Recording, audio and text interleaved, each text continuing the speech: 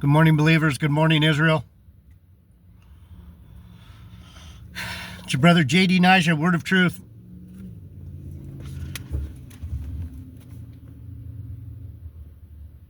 Bible teaching with Jeff Deloach. All praises, Heavenly Father. Bless my brothers and sisters. Let this message be encouraging, edifying, and give knowledge and wisdom to the brothers and sisters that are here today. Listen to it. Give us a contrite and humble spirit so we can understand better the depth of your word and the depth of your story. We love you. We honor you. We praise you. Thank you. Thank you. Thank you. Amen. So I was going to go into, I'll just do what I'm going to do. So there's a story in Genesis. It's in Genesis 39 through 41. And I'm going to go through it kind of quickly, but I'm going to try and get you to understand some things about Joseph and Egypt and what this story seems to be trying to tell. When I interpret these things, there's a lot that I'm correct on, and there's a lot that I'm close to an answer on. But the depth of this word, this book, really is beyond our understanding. And so we look at it over and over again, and as the Spirit, there's something thumping out here. I don't know what it is, but anyhow. Sounds like someone's hitting a sledgehammer or something. But the story of Joseph and Pharaoh, it starts when Joseph gets thrown in prison for supposedly trying to have sex with, who was it? Pharaoh's wife.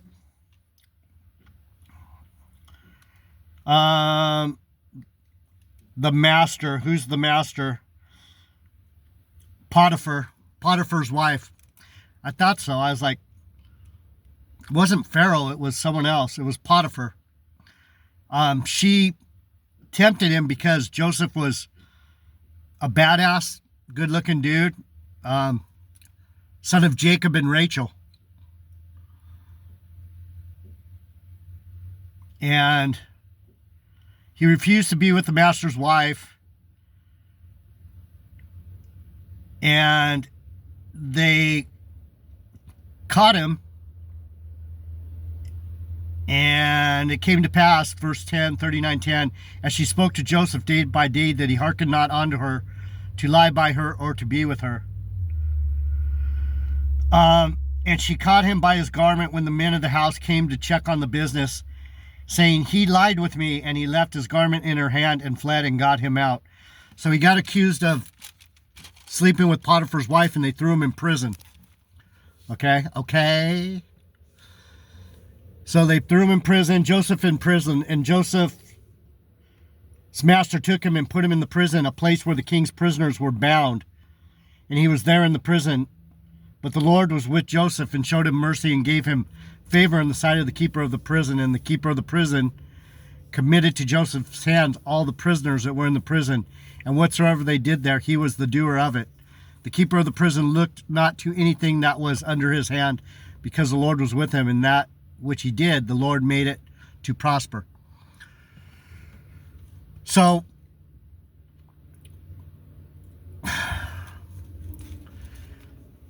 for me, I understand this to mean when God is with you, and I've seen this over and over again in my life. I just got thrown in jail for no reason. I didn't do anything wrong. But people lie, right? People lie. It's weird that this story came up A woman lying.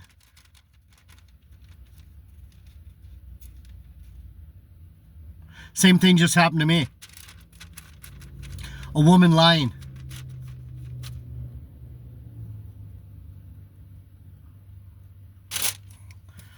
Anyhow. So what did these things mean? That it means that when the Lord's with you, I know it's going to be fine. These are the type of messages that I've received in my life from the Lord saying, trust me, do what's right, trust me, and everything will be fine.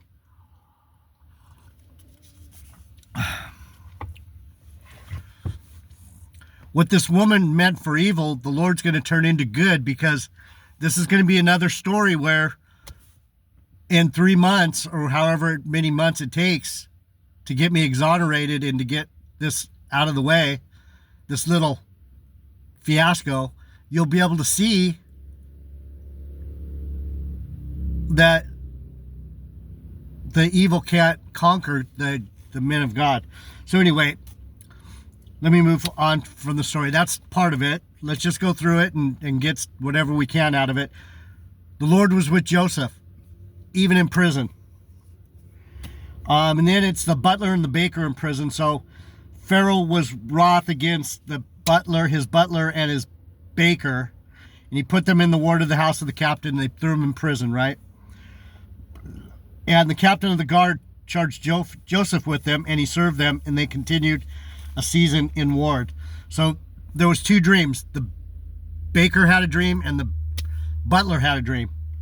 And they dreamed a dream, both of them, each man his dream one night, and one man according to the interpretation of his dream. The butler and the baker of the king of Egypt, which were bound in prison. And Joseph came upon them in the morning and looked, and behold, they were sad. And he asked Pharaoh's officers that were with him in the ward, saying, wherefore you look so sad? And he said to them, we have dreamed a dream, and there was no interpreter of it. And Joseph said unto them, do not interpretations belong to God? Tell me them, I pray you. So what's Joseph saying about interpretations? To interpret this Bible, you need a man of God.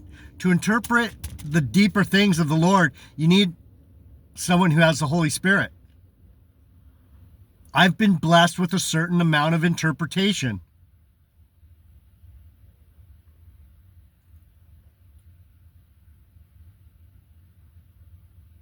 The Lord called me out. You're one of mine, of Benjamin, of Judah. He called me out of the world. So what's it say? Do not interpretations belong to God? Tell me them, I pray you. So he's saying, I'm a man of God, you can tell me. Just like me. And the chief butler told the dream to Joseph and said, in my dream there was a vine, and in the vine were 3 branches, and it was as though budded, and their blossoms shot forth. In the clusters thereof brought forth ripe grapes. And Pharaoh's cup was in my hand. I took the grapes and pressed them into the cup of Pharaoh's hand. And Joseph said unto him, this is the interpretation. The 3 branches are 3 days. Within 3 days, Pharaoh will lift up thine hand and set thy free.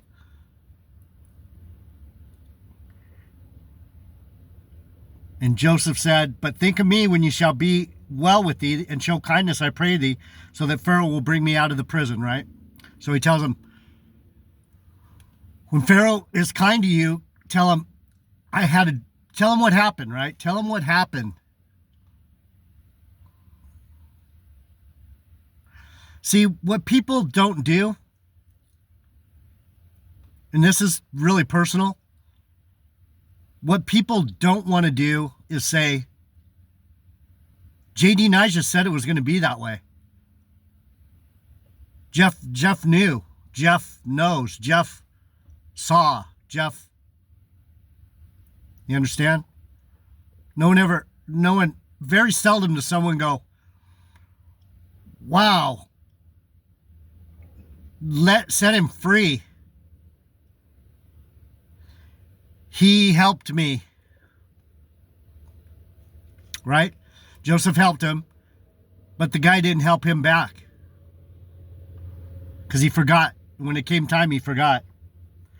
For indeed I was stolen away out of the hand of the Hebrews, and here also have I done nothing that they should put me into the dungeon. What'd he say? They took me from my people.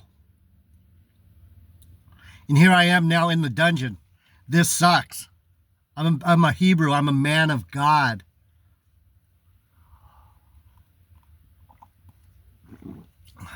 So I wanted to say something about that because that was something that came up yesterday also.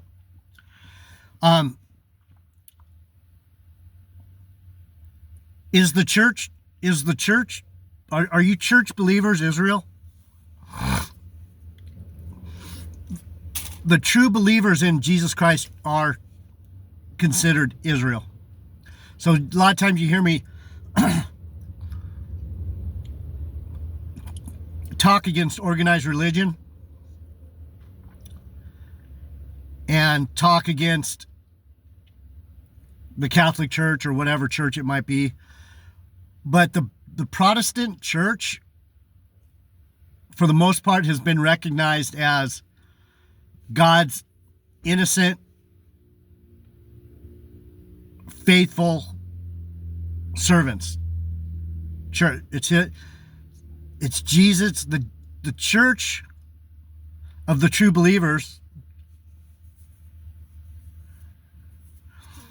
The church of the true believers, like you, some of you Christians out there, you guys are Israel. You're my brothers and sisters. But the difference is when it talks about the Hebrew like this, when it talks about me, I'm a Christian Jew. I'm a Jew first, I'm a Hebrew, but I'm a Christian because I understand the New Testament also. So I just wanted to get that out of the way because some of you think that I don't appreciate faithful Christians. I do. You guys are Israel. You're my people. You are my people. You're my brothers and sisters. You're my family. So I wanted to get that out of the way so some of you don't go, I don't listen to him anymore. He don't like the Christians. I love the Christians. It's not my wheelhouse so much.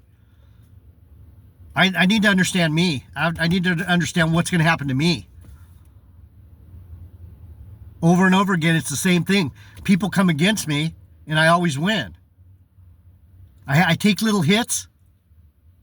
But I just come out stronger on the other end. I've just about seen it all.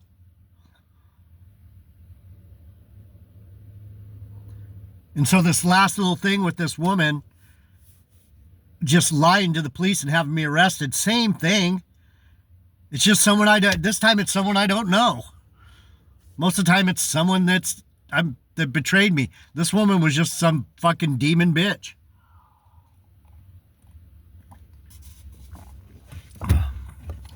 You know what I'm saying? So then the baker told Joseph his dream. And when the chief baker saw that the interpretation was good, he said unto Joseph, I also was in a dream, and behold, I had 3 white baskets. In the uppermost basket there was all manner of baked meats for Pharaoh, and the birds did eat them out of the basket upon my head. And Joseph answered and said, This is the interpretation thereof. The 3 baskets were 3 days.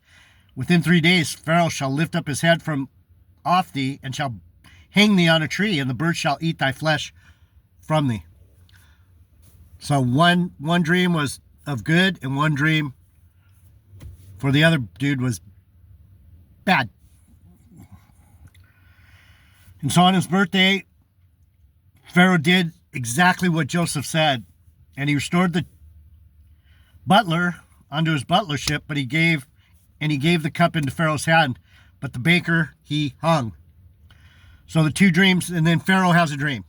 This is a story of Joseph. Joseph is a type of Jesus. He went down to Egypt and ruled over Egypt. That's the Lord coming down to this fucking dark, dismal, human, carnal, fleshy world. He became flesh. He came to Egypt, and he's took rulership because he has bread. Let me read it to you. I guess I don't really need to read it, but what happened is, I'll read a little bit of it. The two dreams of Pharaoh. He had one dream. There were 7 kinds of animals. It doesn't say what kind of animal. Kind means, I think it means bulls or something. Let's see. Sorry. You know how I am. I'm so fucking fastidious about this stuff. Cows, yeah. Fine fatlings. The kind cows. 7 good cows, 7 nasty cows. The 7 nasty cows attacked the 7 good cows. And behold, 7 other kind came up after them of the river, ill-favored and lean-fleshed, and stood by the other kind upon the brink of the river. And the ill-favored and lean-fleshed kind did eat up the 7 well-favored and fat kind. So Pharaoh awoke. So he had one dream where there was all these fine cows, and then these other nasty, dirty, weak, worldly cows, you might say, came and destroyed them, right? Ate them up, ate them. And so then the other dream was about corn. And he slept and dreamed the second time, and behold, 7 ears of corn came up, one upon the stalk, rank and good. And behold, 7 thin ears blasted from the east wind sprung up after them. And the 7 thin, weak, demonic, worldly corn ate up the good corn. And it came to pass in the morning that his trouble was spirit. Pharaoh's trouble was spirit. He sent for the magicians of Egypt and the wise men, and Pharaoh told them his dream, but there was none that could interpret the dream. So, that's when the butler told Pharaoh that there was a man with us in the prison, a Hebrew,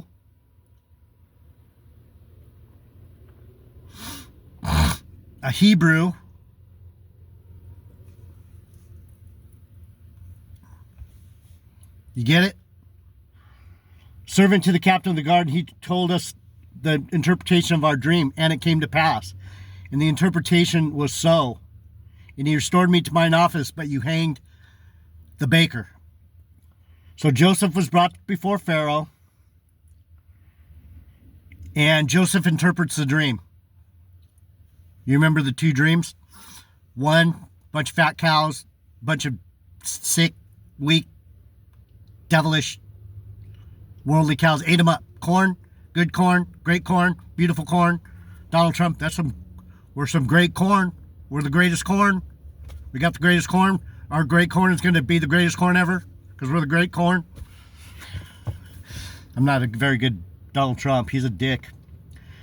And so the bad corn ate up the good corn. And Joseph said unto Pharaoh, the dream of Pharaoh's is one. One dream. God has showed Pharaoh what he's about to do. 7 good kine are 7 years, and 7 good ears are 7 years. The dream is one. And the 7 thin and ill-favored that came up after them are 7 years. And the 7 empty ears blasted from the east are also 7 years, which is 7 years of famine. So there's great abundance, 7 years of great abundance, 7 years of weak corn and sick cows. 7, 7, 7, 7. You guys got to get into 7, man. 7 is the number.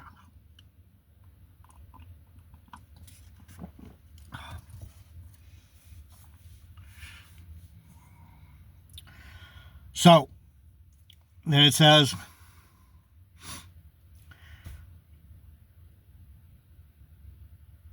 now, therefore, let Pharaoh look out a man discreet and wise and set him over the land of Egypt. So what Joseph is saying is, you need someone to help you, because you're going to get ready to go through hell here after 7 years. And he said, let Pharaoh do this, and let him appoint officers over the land and take up the 5th part of the land of Egypt in the 7 plenteous, and let them gather all the good of those 7 years and lay up corn for the hand of Pharaoh, and let them keep food in the cities. And that food shall be in store for when the 7 years of famine hit. And the land perish not through famine. So, what is this telling us about the children of Rachel and Jacob? Because Joseph was the firstborn of Rachel and Jacob. Benjamin was the secondborn of Rachel and Benjamin. This is the stuff that I need to know. I need to figure this stuff out. Why? Well, first of all, Jacob loved Rachel the most. So the two sons that were born of him and Rachel are going to have the most love. My tribe and the Ephraimites, whoever they are, I don't hear that many people out there going, I'm of Ephraim. I mean, the Mormons say it. The Mormons claim Ephraim. Maybe they are. I don't know. I haven't, the Lord hasn't given me that yet. I don't, it's not up to me to worry about where my brother's at right now. When he brings us together, he might bring the Mormons and the Christian church together. Like, some people say the Mormon Bible isn't as wicked as you think it is. I don't know. I'm still not convinced. I've read the book of Mormon. I've read it. It's interesting. A lot of people say that's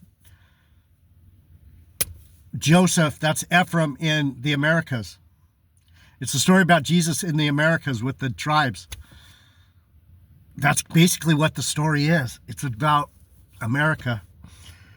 The tribes before the conquerors came here, the conquistadors, and these fucking,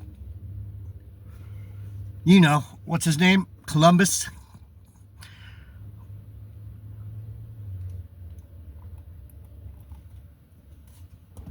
So, what is my question, or what is my answer?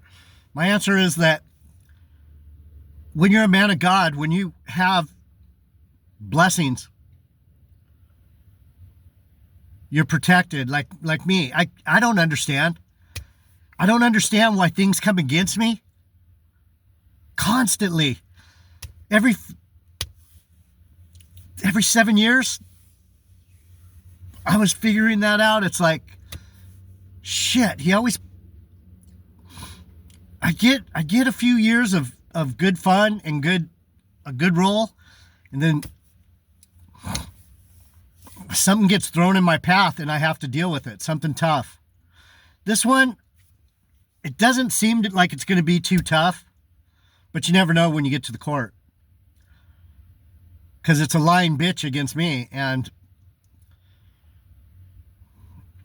I don't think she's going to be able to do much. It still hasn't been too good. I'm already in the hole. But anyway, it might be because of all the other times that the Lord protects me, that every now and then he slaps me. So he gave me a little slap on the wrist, and I'm going to have to deal with it. But I'm not afraid.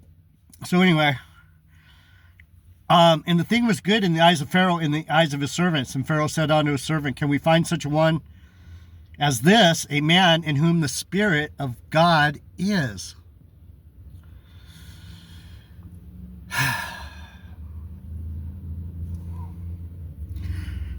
I don't like to boast myself. It's not my nature.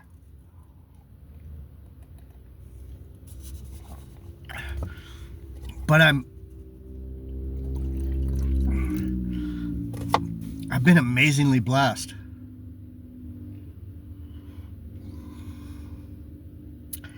Who can we find that one who has the Spirit of God is? And Pharaoh said unto Joseph, for as much as God has shown thee all this, there is none so discreet and wise as you are. And Joseph wasn't lying. He's like, dude, that's pretty awesome. You believe in what I'm saying. You're listening to me. You're listening to me. Joseph never had anyone listen to him. His brothers went, fuck you. You and your fucking multicolored coat. Daddy's favorite. Daddy's boy, right? That's what his brothers did. I'll be back. We'll talk about it a little more. I'll try and get it done in one. You guys interested or not? I mean, this is good stuff. I'll be back.